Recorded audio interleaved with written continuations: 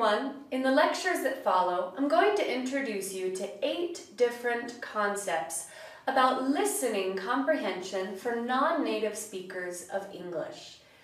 Have you ever watched a movie in English without subtitles, or been in a conversation with all English speakers? You probably, or might, have had a hard time understanding everything that they were saying, right? Well, don't worry, this is a normal occurrence, so you're not alone. The following video segments focus on the main problems an English learner might have in understanding spoken English. So I also hope to give you some tips along the way that I'm going to call recommendations that can help minimize these problems. So let's get started. Let's picture the problems like you're driving down the Séptima in Bogotá. And all of a sudden, students come out of nowhere and start protesting. You can't keep going because they're in the way. Now also think about this. If you're on a highway and a rock falls in the middle of the highway, you obviously cannot keep going unless the rock is removed. So I want you to picture these problems like the rock or like the protests. Because if these problems are in your way, you may not be able to understand what is being said. So you first have to remove the rock to be able to keep going, or to be able to keep understanding what is being said. So you can remove the problem by actively engaging strategies that you can use to improve your listening comprehension.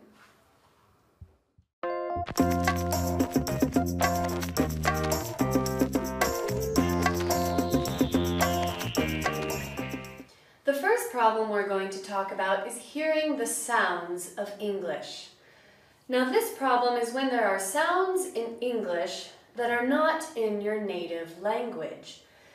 Now in this class, I know you've studied the different sounds of English and you've compared them to the sounds in Spanish. Now when you think about that, it does help your pronunciation, but it also helps your listening ability in English.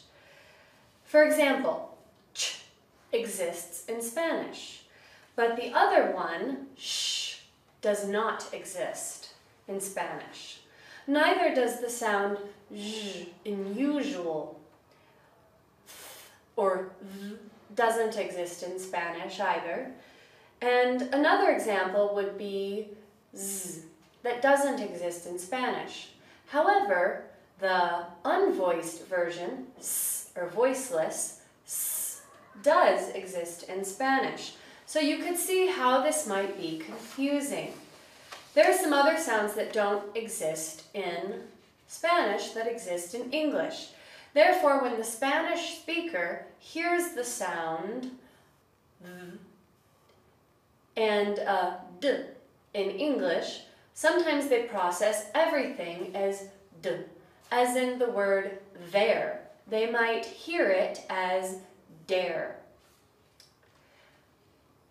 So when there are sounds in the language you're learning that aren't in your native language, sometimes you just don't hear the difference. This is the problem here when we have the word teacher and the word t-shirt. Many Spanish speakers hear teacher y teacher and not t-shirt and teacher. In English, they have 2 different sounds. Just like if we use s and z. Sometimes the Spanish speaker cannot distinguish between these and this. For Spanish speakers, it sounds like dis and dis. It is the same with z. Also, the vowel here is e, and the vowel here is I. This is another sound which does not exist in Spanish. Another sound that is difficult for many English learners to hear is the I sound that I just mentioned in the word this. This sound is found in the words ship, fit, hit, and dip. Now, how do you think the non-native speaker might hear these words? Well, they might approximate these sounds to a sound in their native language, like E or E. So these 4 words might sound to somebody like sheep, feet, heat, or deep. Uh-oh, do you see a problem? I do. The meaning of those words is completely different from the meaning of the words ship, fit, hit, and dip. So let's try a brief exercise where I want you to listen to the word that I'm saying. I'll show you 2 words. You have to think about and write down the word that I say. Ready? Steal. Sin. Pitch. Feast. Peel. Now, here are the answers. The words that I said are underlined. So you can see how this could create a problem. If we take the word ship and sheep, those words have completely different meanings, right? One is a furry, large animal, and the other one is a big boat. But in the following sentence, which one am I using? We washed the ship. Not so sure? Or even worse, you could think I'm saying a bad word when I say sheet of paper or beach. Let's go to the beach. So what can you do? Well, of course, you can use the context to help you. This is the main strategy learners can use to distinguish the sounds. For example, if you're watching a movie about a ship, the big boat, you probably will interpret the sentence, we washed the ship, that they washed the big boat. Or in a conversation that is about cooking, you can interpret the sentence, we heat the pan, that they make the pan hot, and not that they hit the pan. But there is a problem with using the context. It might take you a few seconds to figure out the right word, and conversation happens so fast that you cannot waste any time. So how can you overcome the problem? Well, here are some recommendations. 1. Identify the English sounds that are not in your native language. Then learn to distinguish them from the common sounds in English. 2. Learn to correctly pronounce the sounds. This will train your ear to listen carefully to the sounds when spoken to you. So the next time someone says to you, I saw a bear with a beard drinking beer and talking to a bird, you will know exactly what they mean.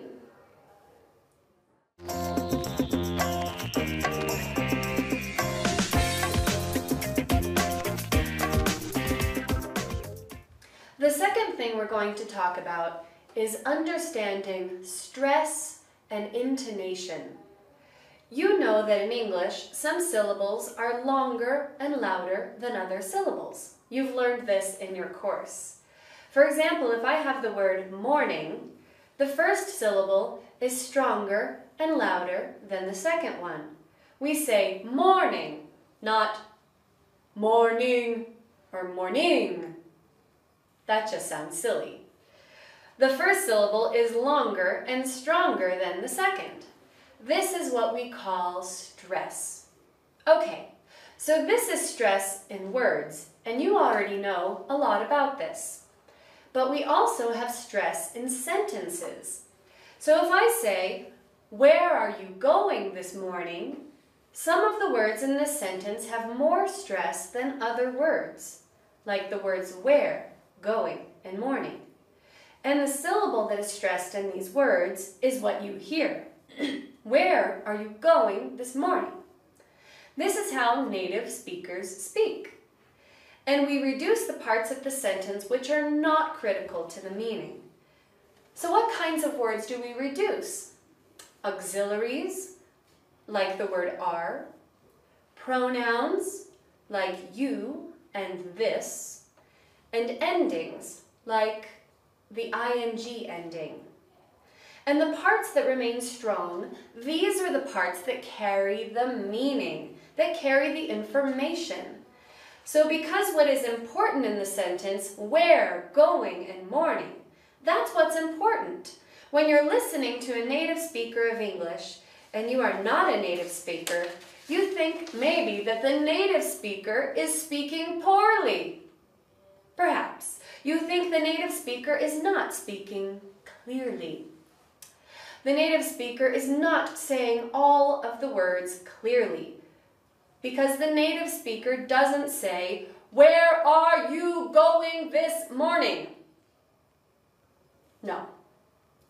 The native speaker says, "Where are you going this morning?" So when you listen to English by native speakers, the stress in the sentence shows you what the information is. And it's true that native speakers don't say all the words clearly. They make reductions. This helps to create the rhythm of English. Take this sentence, for example. Do you know what I mean? Did you understand me?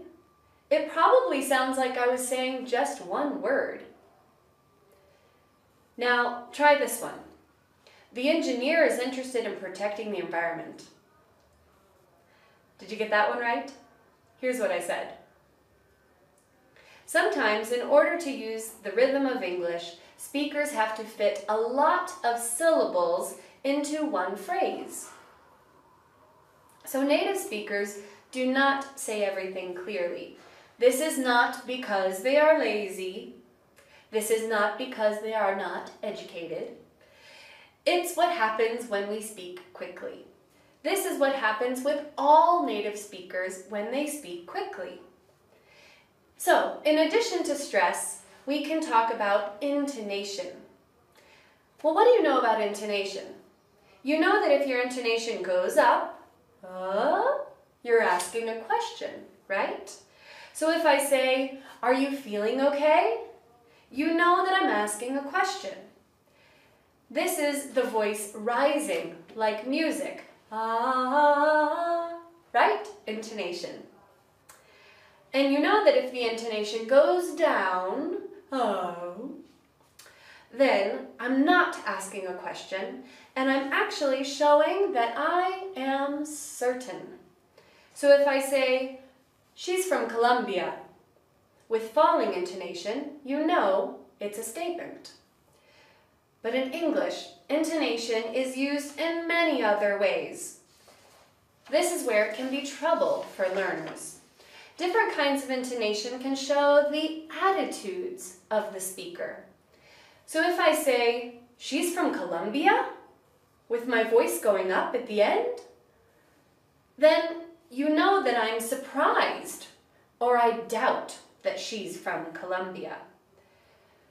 So what is the difference in attitudes for the following sentences said with different intonation? So I'm going to say one sentence, and you have to determine my attitude, how I'm saying the sentence. "Oh, fun. We have to speak in English." "Oh, fun. We get to speak in English." Did you notice the difference in my attitude? The first was sarcasm. The second was pure delight. Let's look at some recommendations for stress and intonation. 1. Remember that native speakers do not say every word clearly. Listen for the stressed words in a sentence, and you'll find the important parts of the message. 2. Use intonation to help you. Listen to the voice and notice if it's going up or down. Is the speaker making a statement, asking a question, or are they showing an attitude? And 3, listen to a lot of informal speech in English. This will help you get used to the way people use stress and intonation. So that is stress and intonation. Remember, not only the words are important.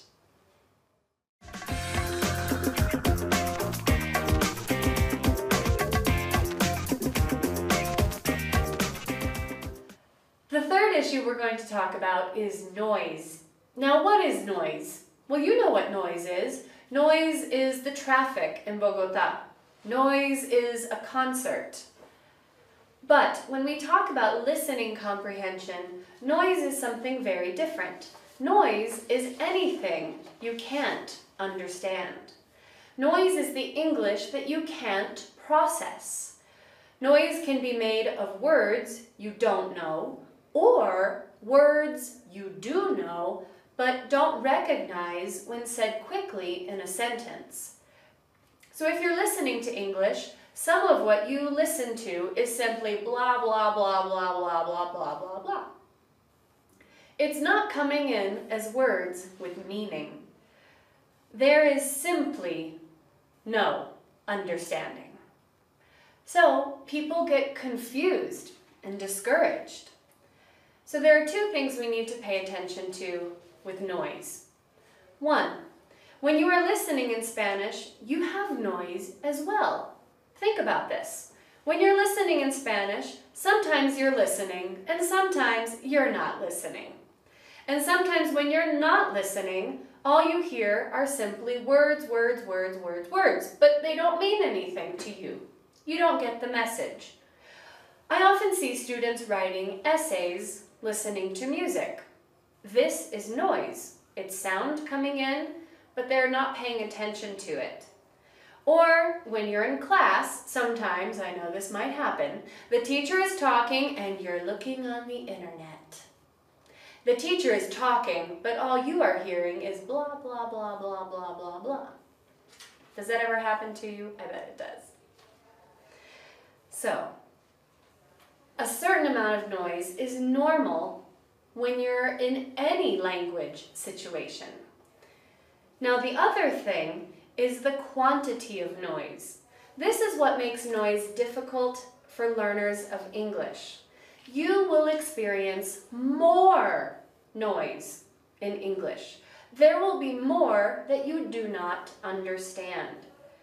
So more of what is said will sound like wah, wah, wah, wah, wah, or blah, blah, blah, blah, blah. The more noise, the more difficult the listening comprehension exercise will be.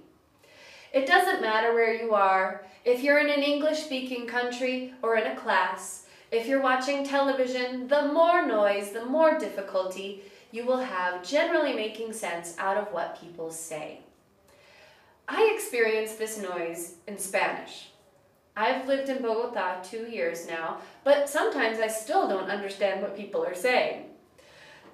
So when I'm with all Spanish speakers, sometimes they use slang or they'll mumble their words or they'll talk really quietly. And all I hear is wah, wah, wah, wah, wah. It's especially funny and frustrating when I hear my name very clearly in the sentence, but I don't understand the rest. So it sounds something like this: blah, blah, blah, blah, blah, Corey, blah, blah, blah, blah, blah, blah. What on earth are they saying about me? Well, what's the solution for noise? Well, a problem that happens is that sometimes learners try to understand everything that is said. You might try to have 100% comprehension. But this is not realistic because you are going to have noise. The trouble is, you might concentrate very hard, too hard, to understand everything. But remember, a certain amount of noise is normal. So the recommendations? 1, don't try to understand every word the speaker says.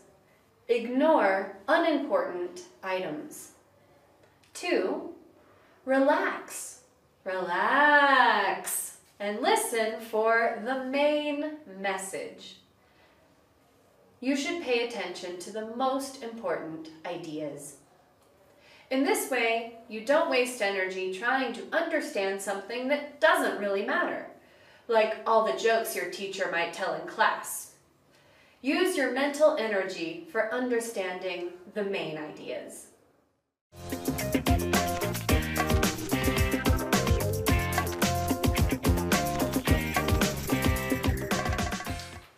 Let's talk about the fourth issue, predicting. This is a normal activity in your native language. When you're listening in Spanish, you think, okay, what are they going to say next? You know many times what the person is going to say next, right? Because there are certain rules that we follow in a conversation. Think about this. If your friend is talking on the telephone and you are with your friend, you probably know what the other person is saying just because of what your friend says. You do a certain amount of guessing and predicting all the time. So when you're listening in Spanish, you might think, they're going to say this. Or after they say something, you think, I knew they were going to say that. So if you can predict in Spanish, you can obviously predict in English. So you can anticipate what is coming next and constantly modify your comprehension. One way you can do this is to listen for certain words that guide a conversation. If I say, I'd like to go to the movies, but, you know the next thing will be in contrast because of the word but. Another thing you might say is, if you had called me, you know that what comes next is something in the conditional. So if you had called me, we would have been able to go out to eat, but you didn't call me. Another way you predict, especially in Spanish, is when you hear idioms or common sayings, as in, el que muestre el hambre. You know what comes next. But you don't know all the idiomatic expressions in English. Heck, I don't even know all the idiomatic expressions in English. So if somebody says, he's barking up the wrong, you probably don't know the next word is tree. And you don't know what the phrase means.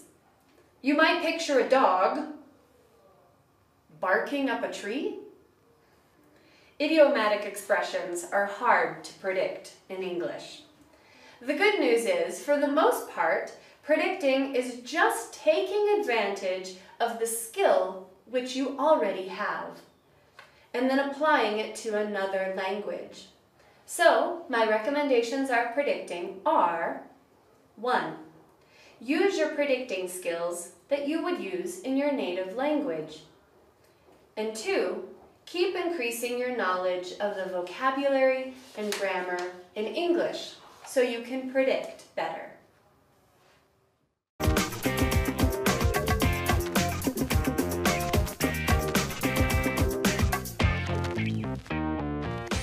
The fifth thing we're going to talk about is understanding colloquial language. Now, where I'm from in the United States, in Boston, you might hear people say, "That's wicked cool." Wicked cool. You're probably thinking, what does that mean? Well, in Boston, wicked means very, and cool means great. It's like in Spanish if you add re to something in front of an adjective, like re bacano. So if I say to you, your shoes are wicked cool, then that's a good thing. This is just one example of colloquial language. So let's define colloquial language, our fifth topic. If you travel to places where English is spoken, like the United States, Canada, Great Britain, Australia, you'll hear language that is used in everyday, casual conversation. It's different from what you hear in a formal setting or in a classroom, or what you see in writing, because you can't always find the meanings of these words in a dictionary. Many of the words that people use every day in a very informal situation are unknown to the non-native speaker. Also, the pronunciation of some words changes in everyday speech, and this can create a problem for the learner, where you don't understand what is said. We're going to talk about two different types of colloquial language. One, words and phrases, and two, different pronunciations. First, words and phrases. In Colombian Spanish, you use a lot of words and phrases that other speakers wouldn't know, even other native Spanish speakers from other countries. When I first came to Bogotá, it was during the Sub-20 World Cup a few years ago. I was with a friend and her mother said, "¿Cuándo se acaba esta vaina?" I learned Spanish in Costa Rica and Guatemala, so I didn't know what vaina meant. I didn't know it meant thing. There's many other words. Chévere, el man, paila, mi llave, que mamera, chuzo. The list could go on and on. We could call these words slang. So, many native speakers of English also use these kinds of words in their everyday conversation. The word stuff for things, or the word dude for man. Actually, there are many words that can mean man: dude, fella, guy, mate, pal, bloke, and so on. There's actually an online dictionary dedicated to slang, urbandictionary.com. Look it up when you have time. There are many, many phrases that are used informally. There are also informal greetings, like some of you might say "entonces" to a friend in Spanish. In English, we have "what's up?" Or they might reduce it to "sup." All this means is "hi, how are you?" But it's a colloquial slang greeting. If you've ever seen a famous Super Bowl commercial from my country where all of these men are answering the phone and they're saying, "What's up?" That's an example. Now, you want to be familiar with slang and colloquial phrases because a lot of people talk like this in their everyday speech.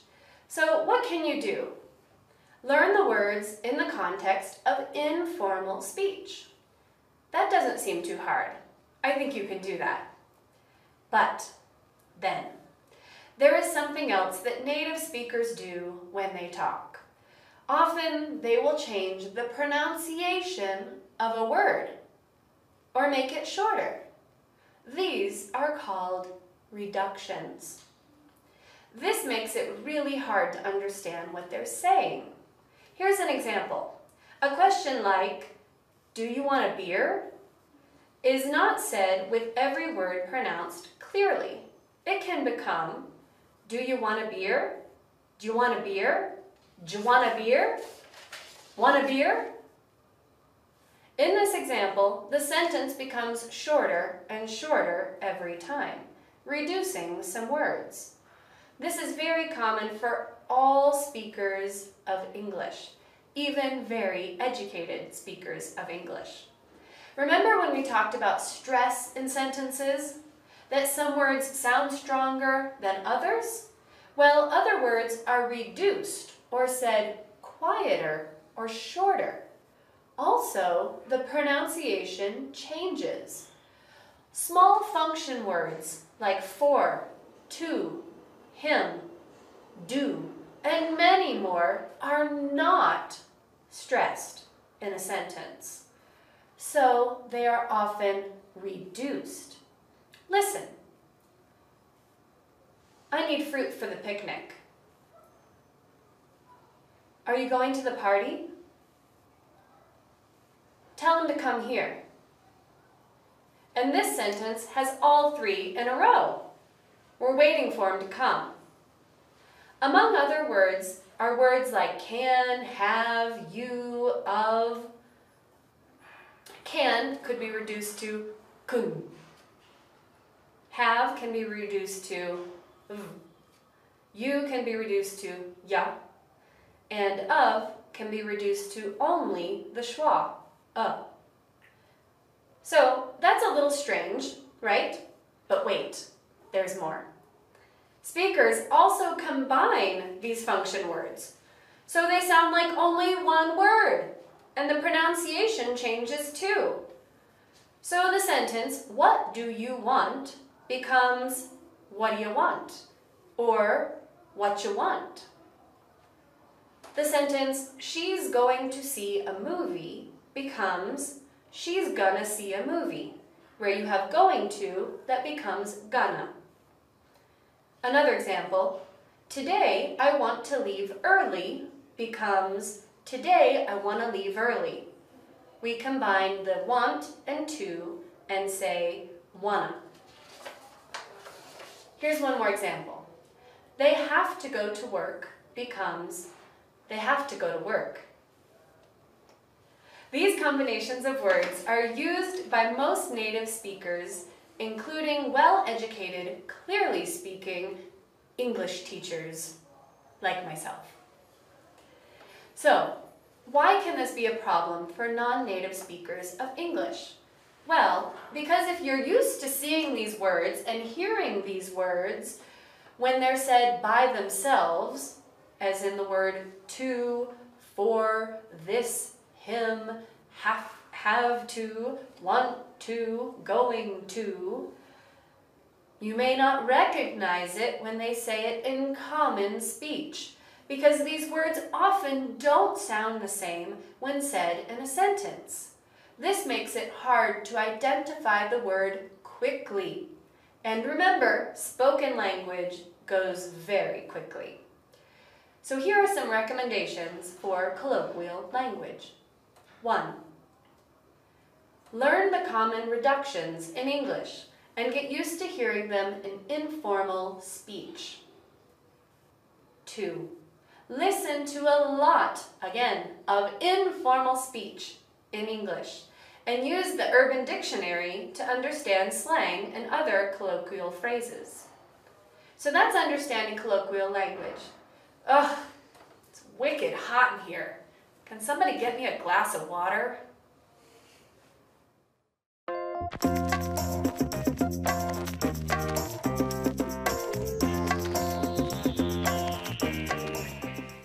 The sixth factor is fatigue. Now this is going to be a little bit quicker than the other factors we've talked about. Fatigue is when you simply get tired. The longer you have to listen in English, in any foreign language, the more exhausting the experience. So if you begin to get tired, then your ability to comprehend is going to decrease. You might run out of energy to understand. So what's the recommendation to combat fatigue? Well, you might think about it this way. If you're going to be in a situation where you're going to listen to a lot of English, take breaks and rest your mind for a little while so you can get up the energy again to understand.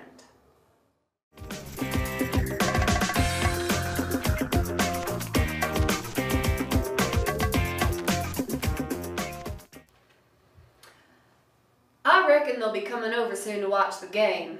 You want to give them a call? What did I say? Did you understand? If your answer is no, don't worry. It is another aspect you need to pay attention to when listening in a foreign language. Our seventh aspect, understanding different accents. Now, you might be surprised when you listen to a person that is not your teacher speaking in English and you do not understand. This may happen because you are used to listening to a particular kind of accent. For example, I'm from the United States, so my students in my class are used to my accent. But if a teacher from another part of the world comes to my class, maybe they would have a little bit of difficulty understanding the accent.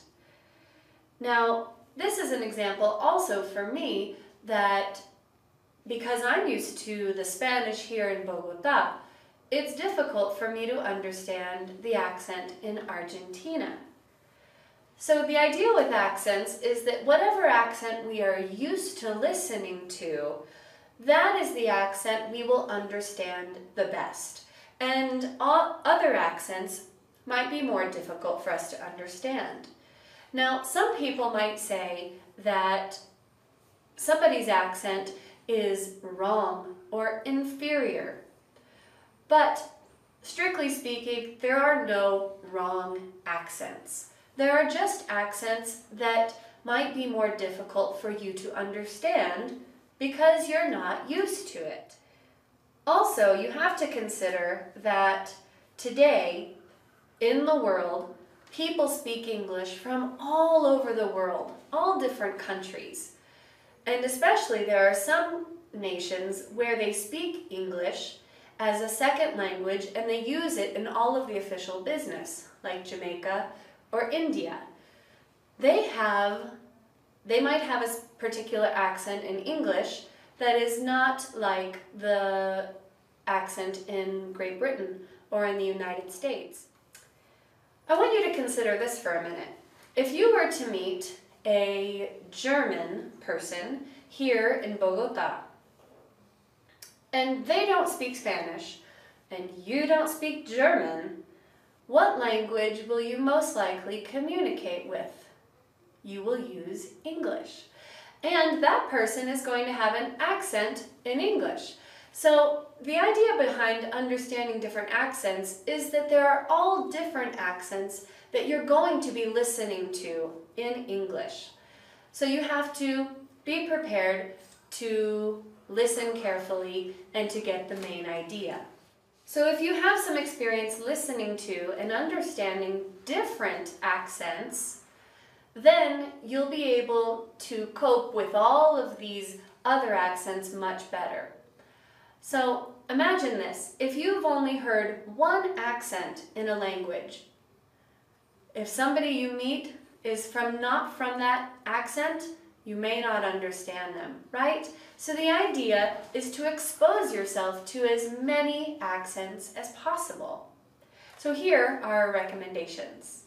1, try to get familiar with the most useful English accents, British and the English that is spoken in the United States. So these are the ones you might hear the most. But remember, just because they're the standard doesn't mean that they're the right ones.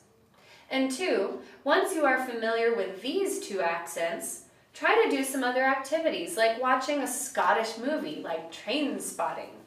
You'll like it. Or watching TV from Australia. I think on the channels here in Bogota you can find the TLC channel that has programs from Australia that you can actually watch in English and hear the accent there.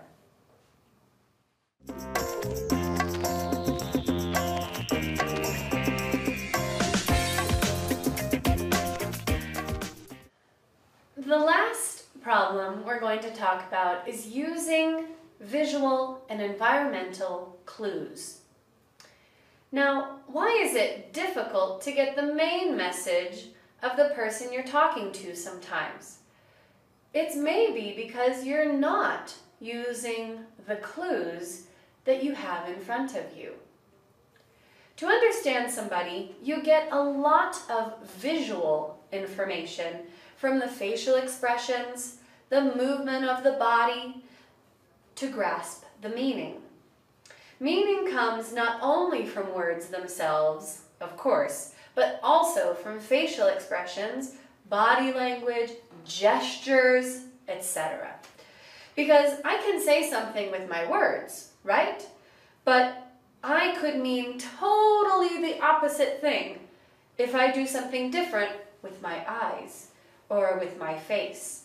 For example, if a wife says to her husband, "Do you love me?" And he responds like this, "Of course I do." Do you really think he loves her? I don't know. The message is in what he does and not what he says. So this is why these clues are really, really important. So when we think about visual clues, that's one thing, right? The facial expressions, the body movement, the gestures. Environmental clues, there's the same idea there. If you're at a party, you might expect certain kinds of talk at the party with some specific vocabulary and something you're not going to use in a classroom. And think about a classroom.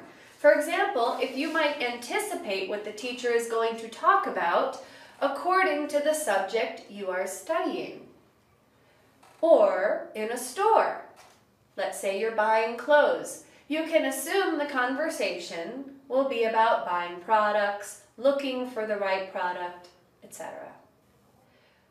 Here are the recommendations. 1. Try to relax.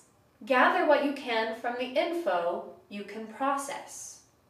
And 2, use common sense from your native language to understand the message as a whole, considering common situations that happen in life.